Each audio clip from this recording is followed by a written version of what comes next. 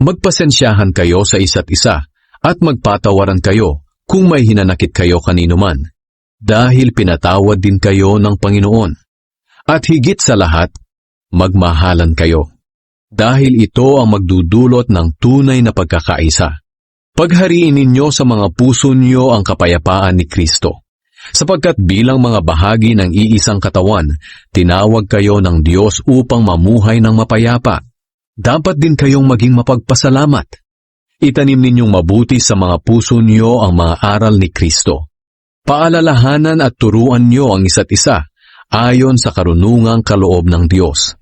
Umawit kayo ng mga salmo, himno, at iba pang mga awiting espiritual na may pasasalamat sa Diyos sa mga puso ninyo.